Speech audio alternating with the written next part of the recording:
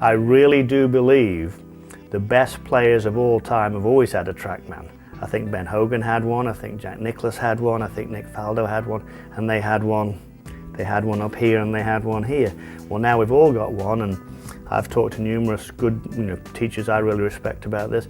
I think it's going to accelerate the level of golf around the world, and I bet there's some kid in Korea or Alabama or Croydon, England, there's some kid somewhere who's growing up with a TrackMan and he's understanding path and face and launch angle and starting direction, and he's 12 now, and by the time he's 22 he's going to be the best ball striker we've ever seen. I think that's what TrackMan's going to do for the game of golf.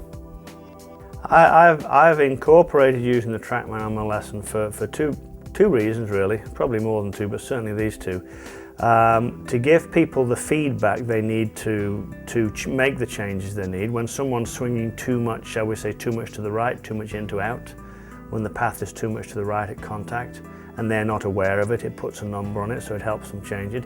I use it more as a teaching tool than I do a club fitting tool. The second way I use it, and it's changed my teaching, is it shows people that the ball is starting to the right of the target line or the left of the target line, and it is spinning to the left or the right, even though they may not be able to see it. For me, the TrackMan's Performance Studio is fantastic. I mean, every version so far has been good, but for me, the Performance Studio that's the one I've really wanted and pushed you boys to build, and you have done. That I can isolate one of the 21 parameters. We can either work just on where the ball's starting or just on how the ball's spinning, or, I mean, I love, for the better player, I actually love just putting up two numbers, start direction and spin axis, and just say, well, I've got a good idea. If you're going to start it to the right, it better be spinning to the left. If you're going to start it to the left, it better be spinning to the right. One of the things that's been an absolute maybe the most important thing I learned from the TrackMan was that to hit a draw that finished on target, the club face has to be to the right of the target at impact to be open. And the path is just more to the right.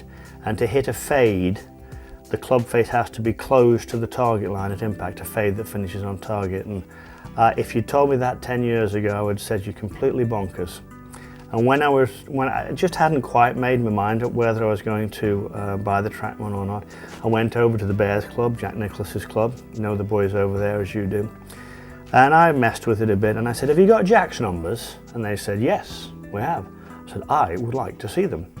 And all Jack's club face numbers were, as I would expect them to be, slightly closed. His club face numbers were close to the target line, because Nicklaus's shot his whole life has been a wee bit of a fade. Now, how much closed? Well, I think his probably face was 1 degree left, path was 3 degrees left. My preference for most club players would be start direction 1 or 2 degrees right of the target, spin axis probably -6, -8, putting a touch of draw on it, swing path positive about 3 to the right, club face positive 1 to the right. And when I can go positive, negative, positive, positive, it doesn't take long, even for ladies who don't play much golf, they can get the teeth around that. So I think it's terrific. You can look at all 21 parameters if you choose to at a given time. I don't do that. And then you've got the video integration, which is terrific.